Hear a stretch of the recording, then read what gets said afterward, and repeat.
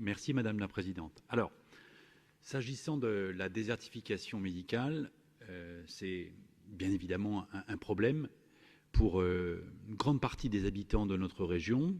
C'est un problème qui s'aggrave aujourd'hui et qui risque de s'aggraver davantage dans les années qui viennent, puisque nous savons que le creux démographique, donc le creux de la présence médicale, il est à l'horizon 2026-2027.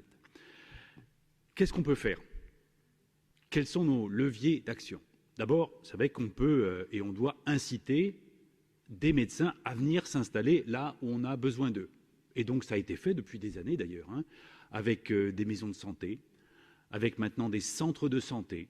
Et nous, région, nous pourrions agir avec un levier qui n'a pas été utilisé, qui est celui de salarier des médecins.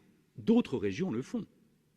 Et la région Occitanie, hier, annonçait le recrutement de 200 médecins pour faire face à cette difficulté.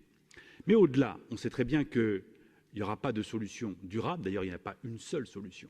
S'il n'y a pas un changement des règles nationales dans certains territoires et les déserts dans d'autres.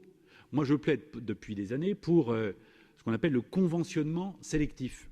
Ça veut dire qu'on n'autorise plus un médecin à s'installer là où les besoins de santé sont déjà pourvus.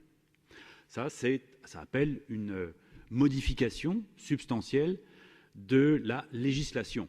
Et moi, ce que je souhaite, ce que nous souhaitons, nous, c'est qu'on puisse refonder le contrat entre la nation et ses médecins. Ça, c'est un travail de longue haleine, mais qu'il faut impérativement conduire si on veut obtenir des résultats concrets sur nos territoires. Alors, pour conclure, parce que dans le temps imparti, il faut aller à l'essentiel, dans ce qui est dans le vœu, là, présenté, ça convient.